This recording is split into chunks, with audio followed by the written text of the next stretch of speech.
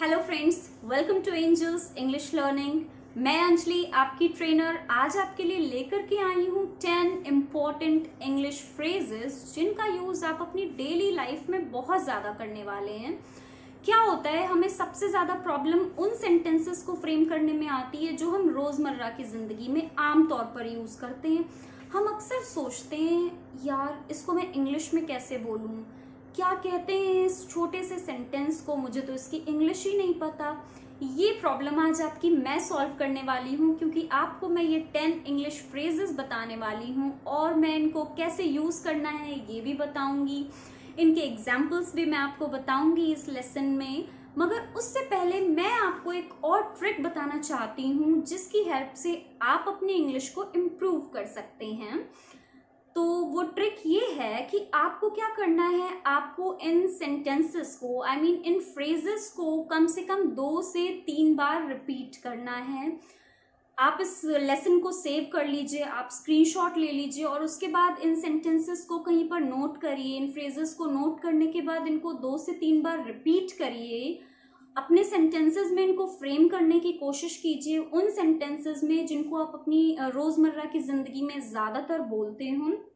और आप एक और काम कर सकते हैं, आप अपनी वॉइस रिकॉर्ड करिए, आप अपने फोन का रिकॉर्डर ऑन करिए, इन सेंटेंसेस को रिकॉर्ड करिए अपनी आवाज में और उसको सुनिए। इससे आपका एक और बहुत ज्यादा फायदा होगा कि आप अपना प्रोनाउंसिएशन पार्ट क्लियर कर पाएंगे। आप खुद को सुनेंगे और अगर आपको लगेगा कि ये आप गलत बोल रहे हैं या यहाँ पर आपका प्रोनाउंसिएशन ठीक नहीं है, तो आप उसको खुद से सुधार पाएंगे। क्या होता है, लोग अक्सर इंग्लिश तो बोलते हैं बट उनका प्रोनाउंसिएशन अच्छा नहीं होता है तो लोग उनका मजाक बना देते हैं या फिर उनकी इंग्लिश को कोई अप्रिशिएट नहीं करता है। तो ये प्रॉब्लम भी आपकी यहाँ पर सॉल्व हो जाएगी।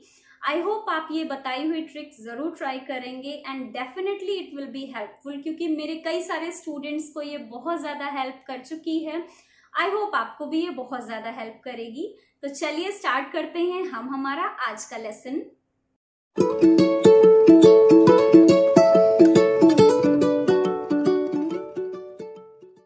हमारा जो सबसे पहला फ्रेज है दैट इज जस्ट कमिंग, जिसका मतलब होता है अभी आ रहा हूं। मान लीजिए आपके फ्रेंड ने आपको कॉल किया, उसने आपसे कहा, कहाँ हो तुम, मैं तुम्हारा वेट कर रहा हूं, तुम अब तक तैयार नहीं हुए। तो आपको क्या कहना है, I am just coming, wait for 5 minutes, मैं अभी आ रहा हूँ, जरा 5 मिनट मेरा इंतजार तो करो। और ऐसे करके आप अपने फ्रेंड को वेट करने के लिए और ज्यादा मोटिवेट कर लेंगे, क्योंकि वो खुश हो जाएगा कि आप इंग्लिश में बोल रहे हैं और वो आपका डेफिनेटली वेट करेगा। अगला है आई एम सॉरी, मुझे माफ करना। ये फ्रेज भी हम बहुत ज्यादा अपोलोजाइज करने के लिए यूज करते हैं। I am sorry, I am getting late, अच्छा मुझे माफ करना, मुझे देर हो रही है, अब मुझे चलना चाहिए। या फिर अगर आपसे कोई गलती हो जाती है तो आप क्या कहेंगे, I am sorry for that, मुझे माफ करना इसके लिए। या आप जो भी आपसे मिस्टेक हुई है इसके साथ आप अपनी मिस्टेक को ऐड कर सकते हैं, I am sorry for being late, मैं लेट आने के लिए माफी चाहता हूं। अगला है नेवर माइंड, कोई बात नहीं। इसका मतलब आप इसको कैसे यूज कर सकते हैं नेवर माइंड को, जैसे आप कोई काम कर रहे हैं, आपको कोई ज्वाइन कर रहा है, आपके साथ कोई काम करवा रहा है और क्या होता है उसे जाना पड़ जाता है, तो वो बोलता है अब मैं नहीं कर पाऊंगा, और आपको थोड़ा पोलाइट भी रहना। अब आप गुस्सा नहीं कर सकते कि नहीं इसको फिनिश करके जाओ, तो आप क्या कहेंगे, never mind, I will do it, कोई बात नहीं मैं इसको कर लूंगा। अगला है एक्सक्यूज मी। एक्सक्यूज मी जो आप माफी मांगने के लिए ही सिर्फ नहीं यूज करते हैं, इसको भी आप यूज कर सकते हैं अपनी कॉमन कॉन्वर्जेशंस में। जैसे आप डाइनिंग टेबल पर बैठे हैं, आप रेस्टोरेंट में कहीं बैठे हैं और आप टेबल के उस साइड तक नहीं पहुंच सकते हैं जहां पर दूसरी डिशेस रखी हुई हैं, तो आप क्या कहेंगे, excuse me please pass that bowl, excuse me please pass that glass of water. ऐसे करके आप किसी से भी कोई भी सामान मांग सकते हैं और ये बहुत ज्यादा पोलाइट और हम्बल लगता है। या फिर कई सारे लोग खड़े होकर बातें कर रहे हैं और आपको वहां से निकलना है, आपको रास्ता चाहिए, तो आप क्या कहेंगे, जरा किनारे हटो, मुझे यहाँ से जाना है। नहीं, आप कहेंगे excuse me, I have to go, please give me side. और बहुत ज्यादा पोलाइट लगेगा ये और डेफिनेटली वो आपको रास्ता दे देंगे वहां से निकलने का। इस तरह से देखिए ये छोटे छोटे कॉमन फ्रेजेस जो हैं आपकी डेली लाइफ में कैसे आपकी हेल्प करने वाले हैं। तो आप इनको अपने सेंटेंसेस के साथ फ्रेम करना जरूर शुरू करिए और डेफिनेटली आपकी इंग्लिश इंप्रूव करने में बहुत ज्यादा हेल्प करेंगे। तो चलिए देखते हैं हमारे अगले फ्रेजेस कौन से हैं। अगला है आई एम नॉट श्योर। ये भी बहुत ज्यादा यूज किया जाने वाला फ्रेज है जिसका मतलब होता है मैं श्योर नहीं हूं। मतलब आप कंफ्यूज हैं, आप डिलेमा में हैं कि आप वो काम कर पाएंगे या नहीं। जैसे आपके किसी फ्रेंड ने आपको पार्टी में इनवाइट किया और आप श्योर नहीं है कि शाम को आप फ्री होंगे या नहीं, आप पार्टी में आ पाएंगे या नहीं, तो आप क्या कहेंगे? I am not sure I will be there in the party और नॉट, और I am not sure for the party. तो आप इस तरह से उसको ये बता सकते हैं कि आपके कुछ और प्लान्स भी हैं, मे बी आप बिजी होंगे और उसको बुरा भी नहीं लगेगा। अगला है गो अवे। गो अवे ये थोड़ा सा गुस्से में यूज किया जाने वाला फ्रेज है जिसका मतलब होता है चले जाओ यहाँ से। लाइक आप किसी से बहुत ज्यादा गुस्सा हैं और आप अकेले रहना चाहते हैं, आप किसी से बात नहीं करना चाहते, तो आप कहेंगे go away, leave me alone, जाओ यहाँ से, मुझे अकेला छोड़ दो थोड़ी देर के लिए। तो आप इस फ्रेज को यूज कर सकते हैं। और गो फ्रॉम हेयर, चले जाओ यहाँ से, ये भी आप सेम सेंस में यूज करेंगे, दोनों का मीनिंग सेम ही होता है। देखते हैं हम हमारा अगला फ्रेज कौन सा है। अगला है दैट साउंड्स ग्रेट या दैट साउंड्स ऑसम। ये बहुत ज्यादा खुशी को या बहुत ज्यादा अच्छी फीलिंग को रिप्रेजेंट करने के लिए यूज किया जाता है। कैसे इसको अपने सेंटेंस में यूज करेंगे चलिए देख लेते हैं। जैसे आपके फ्रेंड ने आपसे कहा आज मेरी मम्मा ने हमारे लिए केक बेक किया है और आपको बहुत ज्यादा खुशी हुई, तो आप क्या कहेंगे? That sounds great, that sounds awesome, wow, कितनी मजे की बात है यार, सुन के मजा आ गया, कितनी अच्छी बात है। तो इस सेंस में आप इस सेंटेंस को, इस फ्रेज को यूज कर सकते हैं।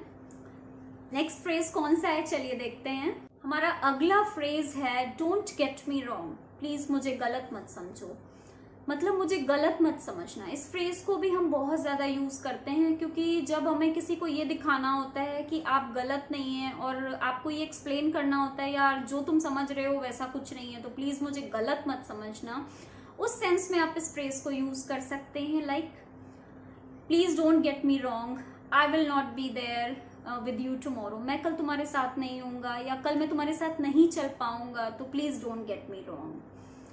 इस सेंस में आप इस फ्रेज को यूज कर सकते हैं। अगला है श्योर व्हाई नॉट, जिसका मतलब होता है हाँ क्यों नहीं। जैसे आप कहीं पर बैठे हुए हैं और कोई आ जाता है, वहां पर सीट खाली है और वो आपसे कहता है क्या मैं यहाँ बैठ सकता हूँ, तो आप इंग्लिश में कैसे कहेंगे? हाँ क्यों नहीं। इसको आप इंग्लिश में बोलना चाहते हैं, हिंदी में नहीं बोलना चाहते हैं, तो आप बिल्कुल कह सकते हैं श्योर व्हाई नॉट, हाँ क्यों नहीं, आप बिल्कुल यहाँ बैठ सकते हैं। और आप इसको कैसे यूज कर सकते हैं?